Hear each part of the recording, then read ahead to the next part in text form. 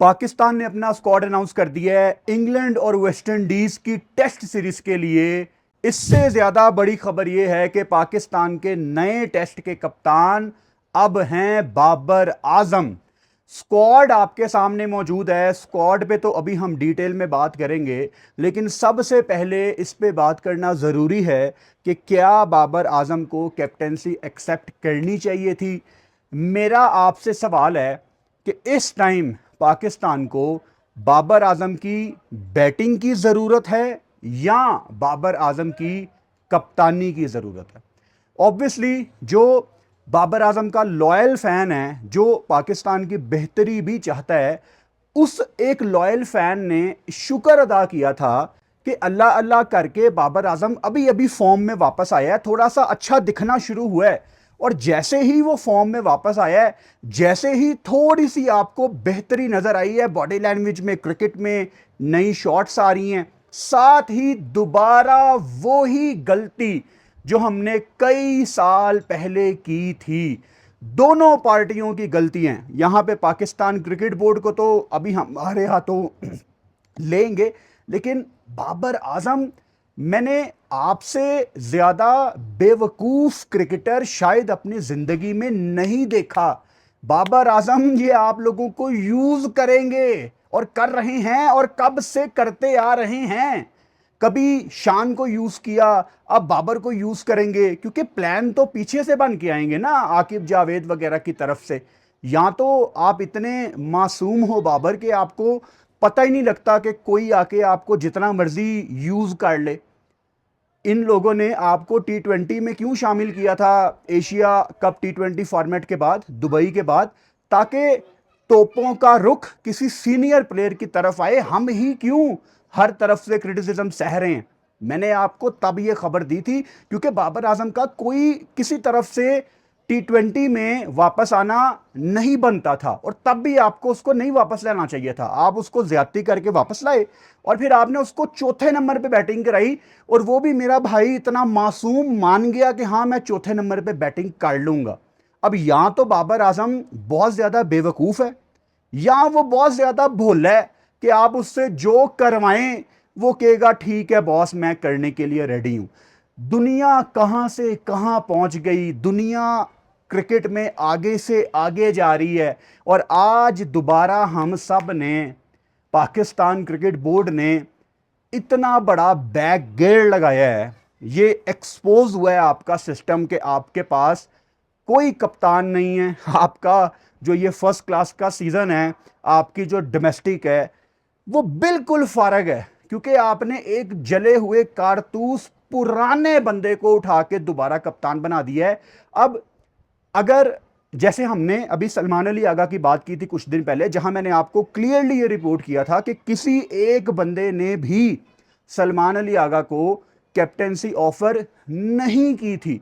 ये खबरें मार्केट में आई कि सलमान अली आगा को कप्तानी ऑफर की गई है, उनके जवाब का इंतजार किया जा रहा है, आगा ने इनकार कर दिया। ये सारी खबरें झूठी थी। सलमान अली आगा को किसी एक बंदे ने टेस्ट की कप्तानी ऑफर ही नहीं की थी। अगर आगा के लिए मैंने एक मशवरा दिया था, तो वही मशवरा मैं यहां बाबर के लिए भी देता हूं।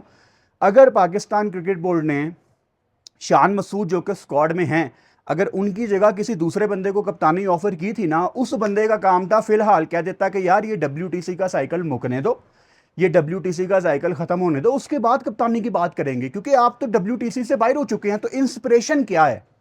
अगर मैं बाबर आजम की जगह हूं और मुझे पाकिस्तान क्रिकेट बोर्ड के किसी समझदार आदमी ने कप्तानी ऑफर की है, तो मैं कहूंगा कि यार आप WTC से पहले बाहर हो चुके हैं। 2 टेस्ट मैच हम ऑलरेडी अभी वेस्ट इंडीज खेलने जा रहे हैं, उसके बाद 3 टेस्ट मैच आपके इंग्लैंड के हैं। WTC में हमारा कोई फ्यूचर नहीं है, तो मैं दरमियान में कप्तानी लेके क्या करूं? आप ये सितंबर का वेट कर लें, उसके बाद जो हमारी अगली साइकिल है मैं उसमें कप्तानी कर लूंगा। मतलब उसके बाद मुझे कप्तानी दे दें अगली साइकिल में, आप फिर चीजें सेंस बनाती हैं। लेकिन आप बाहर हो चुके हैं और दरमियान में बाबर आजम को कप्तान बना देना, मुझे फिक्र है पाकिस्तान के नंबर 1 बैटर की। लोगों को लगता है कि मैं बाबर आजम के कप्तान बनने के मुखालिफ रहा हूं। भाई मेरे लिए Babar Azam as a batter बहुत कीमती है, लेकिन as a captain I am not sure. हाँ, टेस्ट में शायद वो बेहतर कप्तानी कर सकता है, क्योंकि टेस्ट में 90% 100 में से कोई बहुत ज्यादा प्रेशर वाले दिन नहीं होते।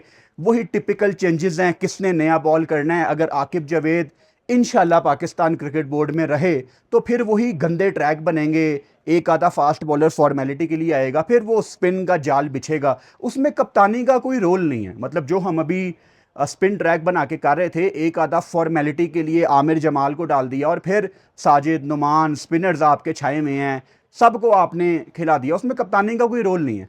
तो बाबर आजम का एज ए कैप्टन मसला आता था वनडे में, T20 में, जहां उनको प्रेशर वाले डिसीजन लेने पड़ते थे। और फिर एज ए कैप्टन जब वो बल्लेबाजी करने आते थे, किसी भी बड़े मैच में उन्होंने पाकिस्तान को फ्रंट से लीड नहीं किया आईसीसी टूर्नामेंट्स में। टेस्ट में इतना प्रेशर नहीं आना, लेकिन मुझे Babar Azam as a batter चाहिए पाकिस्तान टीम में। अगर Babar Azam as a batter बल्लेबाज के तौर पे पाकिस्तान को मैचेस जितवाना शुरू करेगा, उसका नाम कप्तान से ज्यादा बड़ा हो जाएगा। मैंने कितनी दफा आपको एग्जांपल दी है 2019 के ओडीआई वर्ल्ड कप की, जो कि बाबर की आईसीसी टूर्नामेंट में एक वाहिद बड़ी परफॉर्मेंस है। वो 2019 में वहां कप्तान कौन था? सैफी। वो मैच किसने जितवाया? बाबर आजम ने 100 करके। आज वो मैच सैफी के लिए जाना जाता है या बाबर के लिए जाना जाता है? वो बाबर आजम के लिए जाना जाता है। तो यहां पे जो हम लोगों के दिमाग में वो हम असासे कमतरी का शिकार है ना कि नहीं यार मैं कप्तान बनना है, वो हमें ले डूबेगा। यहां पे काश बाबर आजम अपनी कप्तानी को मना करते, रिफ्यूज करते कि नहीं यार मैंने कैप्टनसी नहीं करनी, मैं शुक्र अल्लाह का अभी अभी फॉर्म में आया हूं, मैंने बस बैटिंग करनी है, मैंने इंग्लैंड में 200 लगाना है, मैंने वेस्ट इंडीज में 100 लगाना है, मैंने पाकिस्तान को फ्रंट से लीड करना है टेस्ट में। यार मुझे पता नहीं है मैंने 10,000 रन तक कैसे पहुंचना, लेकिन मुझे बैटिंग करने दो। और अल्टीमेटली जब बाबर बैटिंग करेगा पाकिस्तान जीतेगा, क्योंकि वो आपकी टीम का मेन बंदा है।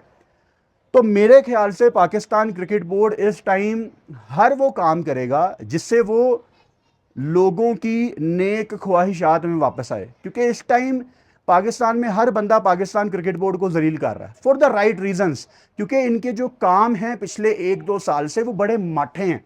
वो जो होता है ना, लोगों का एक फेवरेट फैसला, जो जो नाम लोगों में बड़ा पॉपुलर है उन्होंने कप्तान बना दो। तो क्रिकेट बोर्ड आपने की गलती है, और वहां हमारा बाबर आजम उसके साथ कोई ज्यादती करना चाहे, वो शहजादा ज्यादती करवाने के लिए रेडी होता है। मतलब उसको T20 में कह दो तू चौथे नंबर पे बैटिंग करेगा, उसका नंबर नहीं है, हाँ ठीक है मैं कर लूंगा। तू टेस्ट की कप्तानी दोबारा कर ले, हाँ ठीक है मैं कर लूंगा। मतलब आप गलत काम, ज्यादती उसके साथ करना चाहें, वो हर टाइम उसके लिए रेडी होता है। बाकी इस टॉपिक को अभी दोबारा रिज्यूम करेंगे, लेकिन पाकिस्तान का स्क्वाड आपके सामने एक दफ़ा दोबारा से मौजूद है। अच्छा, ये जो स्क्वाड है ये इंग्लैंड और वेस्ट इंडीज़ दोनों सीरीज़ के लिए है। इसमें सिर्फ एक क्रिकेटर है जो कि सिर्फ इंग्लैंड में जाएगा सब्जेक्ट टू फिटनेस, वो साउद शकील हैं। पाकिस्तान का स्क्वाड हम एक दफ़ा पढ़ लेते हैं। बाबर आजम आपके नए कप्तान हैं। Aamir Jamal, good to see him back in the test squad.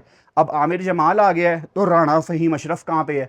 वही हमारा मसला ना कि हमें एक प्लेयर के पीछे कोई दूसरा प्लेयर लगाना नहीं आता। वो जब बाबर आउट ऑफ फॉर्म था, हम कामरान गुलाम को लाए, कामरान गुलाम ने 100 किया, 15-20 दिन के बाद बाबर को दोबारा हमने सेलेक्ट कर लिया, तो फिर कामरान गुलाम को हमने आहिस्ता आहिस्ता वैसे ही बाहर कर दिया।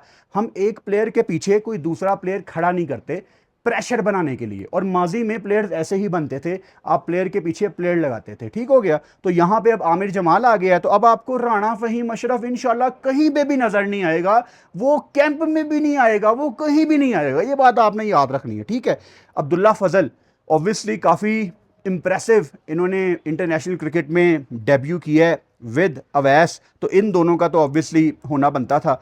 अली उस्मान स्पिनर को डाला गया जो कि नुमान अली की रिप्लेसमेंट हैं। अब नुमान भी बेचारा कह रहा होगा कि यहाँ पे गंदी विकटें बना बना के मेरे से परफॉर्मेंस निकलवाते रहे, तो जो मेरी वारी आई पाकिस्तान तो बाहर जान दी, जो मेरी वारी आई एक इंटरनेशनल वीज़ा लवान दी तो मैनू बाहर काटता है।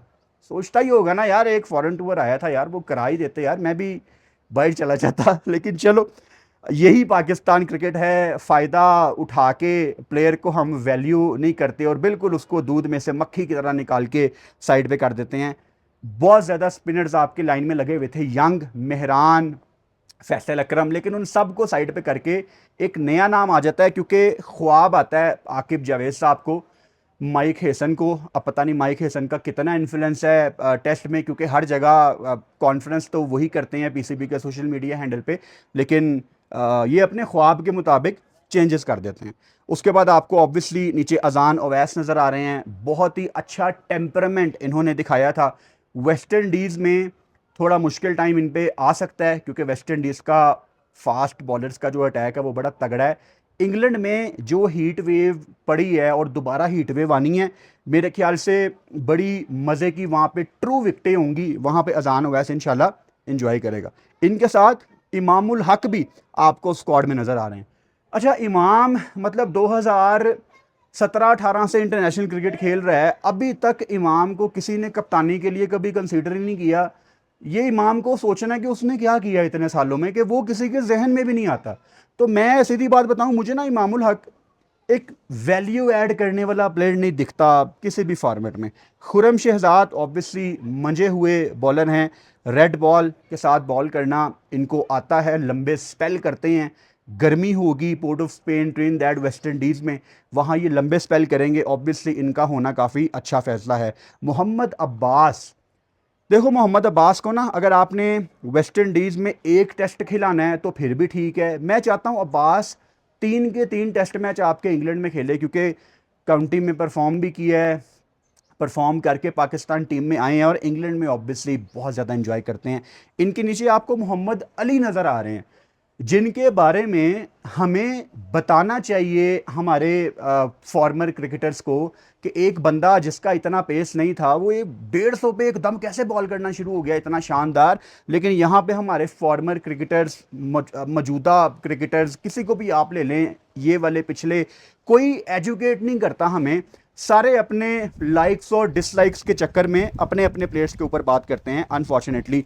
फिर आपको मोहम्मद रिजवान नज़र आ रहे हैं। अच्छा, मोहम्मद रिजवान के बारे में काफ़ी खबरें आ रही थी कि फ़िटनेस इनकी ठीक नहीं है, लेकिन अगर मोहम्मद रिजवान फ़िट है तो मुझे इस पर कोई डाउट ही नहीं है कि रिजवान को पाकिस्तान टीम के साथ ट्रैवल करना चाहिए। अब वहाँ पे 5 टेस्ट मैच हैं, कितने टेस्ट मैच आप गाजी को देंगे, कितने टेस्ट मैच आप रिजवान को देंगे, ये देखना पड़ेगा। लेकिन एक विकेट कीपर आपको साथ लगाना है।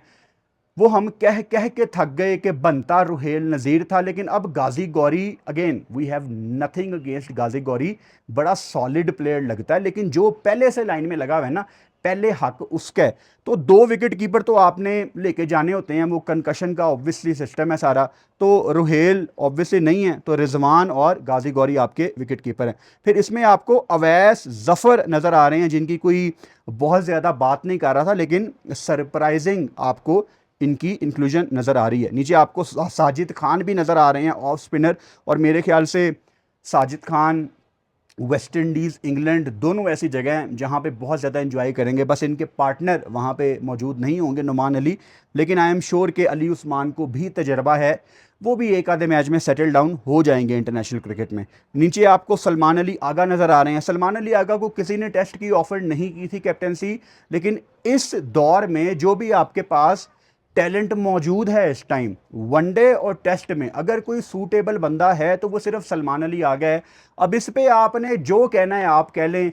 कुछ लोग कहेंगे कि सलमान अली आगा को आप बहुत ज़्यादा पसंद करते हैं, आप इसलिए कह रहे हैं। भाई अगर आपके पास कोई दूसरी ऑप्शन है तो मुझे निकाल के बता दें। ये मेरा अल्लाह जानता है कि ये मेरी एक ऑनेस्ट ओपिनियन है, इसमें मेरी लाइक्स डिसलाइक्स कहीं पे है ही नहीं है। जब भी मैंने कप्तानी की बात की है, मैंने हमेशा मेरिट पे रह के अपने थोड़े बहुत नॉलेज के मुताबिक क्रिकेट के, मैंने वो बंदा आपको सजेस्ट किया है जो आपके पास इस टैलेंट में मौजूद एक ऑप्शन एक आदि है। और मेरे ख्याल से एक सेफ ऑप्शन सलमान अली आगा ही थे, लेकिन वो ऑप्शन अब नहीं है क्योंकि आपके कप्तान बाबर आजम अनाउंस कर दिए गए हैं। फिर उसके बाद नीचे साउद शकील हैं। साउद शकील वेस्ट इंडीज़ में सेलेक्ट नहीं है, लेकिन इंग्लैंड में अगर वो फिट हो गए तो उनके नाम के नीचे स्टार आपको नीचे नज़र आ रहा है, नीचे लिखा हुआ है for England tour subject to fitness clearance. तो अगर तो वो फिट हो गए तो वो इंग्लैंड जाएंगे, नहीं तो शायद मेरे ख्याल से उसके अलावा उनके बाद किसी रिप्लेसमेंट को शायद अनाउंस कर दिया जाए, अगर साउथ का शोर हो गया कि साउथ ने अब इंग्लैंड भी नहीं जाना। फिर उसके बाद नीचे आपको शान मसूद नज़र आ रहे हैं, आपके फॉर्मर कैप्टन। शान की कप्तानी को मैंने बांग्लादेश सीरीज़ में ना बहुत ज़्यादा क्रिटिसाइज़ किया था, और मुझे कोई बहुत ज़्यादा खुशी नहीं हो रही है बताने में, बल्कि मैं इस चीज़ को एडमिट करना चाहता हूँ कि मुझे शान मसूद ने बहुत ज़्यादा डिसअपॉइंट किया एज ए कैप्टन। मैं ऐसा सोचता था कि शान बहुत अच्छा कप्तान साबित होगा, लेकिन शान ने टेस्ट मैच में इतने फंबल किए हैं।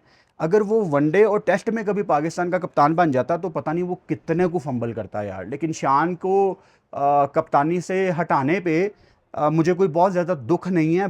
बहुत मीडियोकर कैप्टनसी की थी शान मसूद ने, लेकिन अगेन वही बात है कि चॉइस फिर आपके पास शायद एक सलमान अली आगा थे, और इमाम को तो कोई कंसीडर ही नहीं ना करता परमानेंट मेंबर होने के बावजूद, उदा तो कोई नाम ही नहीं लेंदा कप्तानी दा, गलती उसकी अपनी है। फिर इसमें आपको उबैद शाह भी नज़र आ रहे हैं, तेज़ बॉल करते हैं ऑब्वियसली, नसीम शाह के भाई हैं ये, वो हैदराबाद किंग्स बैन वाले नहीं है, वो हुनैन शाह था, ये उबैद शाह है, ये भी तेज़ बॉल करता है, लंबे स्पेल करता है।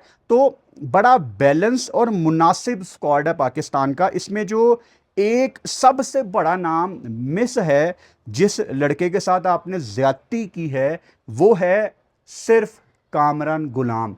आपने यहाँ पे साउद का नाम लिख दिया, अगर साउद फिट नहीं है तो साउद के रहा डॉन ब्रैडमैन है, मतलब उसकी जगह डाल देते कामरान गुलाम को, वो परफॉर्मर है। लेकिन क्योंकि कामरान गुलाम आया था बाबर की जगह और उसने आगे 100 कर दिया था, तो अब पास पास भी नहीं भटक सकता कामरान गुलाम पाकिस्तान टीम के, क्योंकि फिर यहाँ पे ना असासे कमतरी का शिकार हमारे सीनियर प्लेयर्स हो जाते हैं कि नहीं यार वो बच्चा आके परफॉर्म कर देगा, मेरे ऊपर फजूल प्रेशर आएगा, और यहाँ तो आपका सिस्टम प्लेयर के पीछे प्लेयर लगाता ही नहीं है।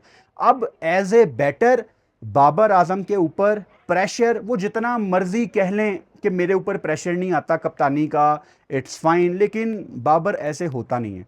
जब कैप्टेंसी आती है स्पेशली पाकिस्तान में, वो बहुत ज़्यादा प्रेशर लेके आती है, और हमें बड़े अरसे के बाद बाबर आजम के बल्ले से थोड़े बहुत रन्स नज़र आना शुरू हुए थे, लेकिन अब बड़े गलत टाइम पे बाबर आजम ने दोबारा कैप्टेंसी एक्सेप्ट कर ली है। हम आज से 4-5 साल पीछे चले गए हैं।